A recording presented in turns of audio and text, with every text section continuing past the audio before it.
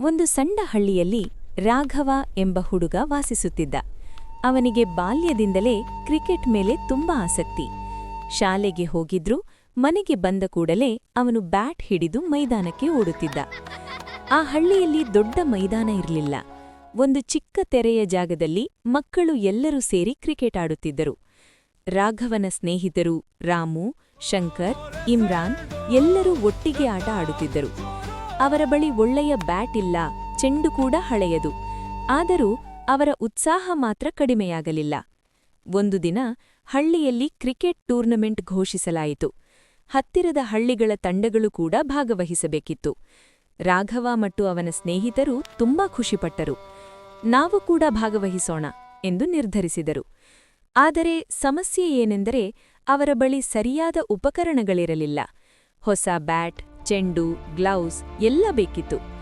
ರಾಘವ ಮನೆಯಲ್ಲಿ ಹಣ ಕೇಳಿದಾಗ ಅವನ ತಂದೆ ಹೇಳಿದರು, ನಾವು ಬಡವರು ಮಗ, ಆದರೆ ನೀನು ಹಾರ್ಡ್ ವರ್ಕ್ ಮಾಡಿದ್ರೆ ಯಶಸ್ಸು ಖಂಡಿತ ಸಿಗುತ್ತದೆ.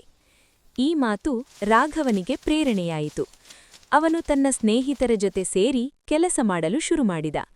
ಕೆಲವರು ಹೊಲದಲ್ಲಿ ಸಹಾಯ ಮಾಡಿದರು, ಕೆಲವರು ಸಣ್ಣ ಕೆಲಸ ಮಾಡಿ ಹಣ ಸಂಗ್ರಹಿಸಿದರು. ಕೆಲವು ದಿನಗಳಲ್ಲಿ ಅವರು ಹೊಸ ಬ್ಯಾಟ್ ಮತ್ತು ಚೆಂಡು ಖರೀದಿಸಿದರು. ಟೂರ್ನಮೆಂಟ್ ದಿನ ಬಂತು. ಮೊದಲ ಪಂದ್ಯದಲ್ಲಿ ಅವರು ಸೋತರು. ಎಲ್ಲರೂ ನಿರಾಶರಾದರು. ಆದರೆ ರಾಘವ ಹೇಳಿದ, ನಾವು ಸೋತರೂ ನಮ್ಮ ಪ್ರಯತ್ನ ಮುಖ್ಯ. ಮುಂದಿನ ಪಂದ್ಯದಲ್ಲಿ ನಾವು ಗೆಲ್ಲೋಣ. ಅವರು ಮತ್ತಷ್ಟು ಅಭ್ಯಾಸ ಮಾಡಿದರು. ಪ್ರತಿದಿನ ಬೆಳಿಗ್ಗೆ ಮತ್ತು ಸಂಜೆ ಪ್ರಾಕ್ಟೀಸ್ ಮಾಡಿದರು. ನಿಧಾನವಾಗಿ ಅವರ ಆಟ ಸುಧಾರಿಸಿತು. ಮುಂದಿನ ಪಂದ್ಯದಲ್ಲಿ ರಾಘವ ಅದ್ಭುತ ಬ್ಯಾಟಿಂಗ್ ಮಾಡಿ 50 ರನ್ ಗಳಿಸಿದ. ಅವನ ತಂಡ ಗೆದ್ದಿತು. ಎಲ್ಲರೂ ಸಂತೋಷದಿಂದ ಕುದಿದರು.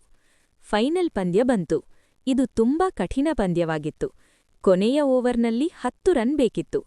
ಎಲ್ಲರ ಕಣ್ಣು ರಾಘವ ಮೇಲೆ ಇತ್ತು. ಅವನು ಆತ್ಮವಿಶ್ವಾಸದಿಂದ ಮೈದಾನಕ್ಕೆ ನಿಂತ. ಮೊದಲ ಚೆಂಡಿಗೆ 4 ರನ್, ಎರಡನೆಯ ಚೆಂಡಿಗೆ 2 ರನ್, ಇನ್ನೂ 4 ರನ್ ಬೇಕಿತ್ತು. ಮೂರನೆಯ ಚೆಂಡಿಗೆ ಅವನು ಭರ್ಜರಿ 6 ಹೊಡೆದ.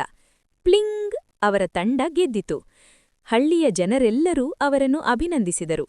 ರಾಘವ ತಂದೆ ಕಣ್ಣೀರಿನಿಂದ ಹೇಳಿದರು, ನೀನು ನಮ್ಮ ಹೆಮ್ಮೆ ಮಗ. ಕಥೆಯ ಸಾರಾಂಶ: ಪರಿಶ್ರಮ ಮತ್ತು ನಂಬಿಕೆಯಿದ್ದರೆ ಯಶಸ್ಸು ಖಂಡಿತ.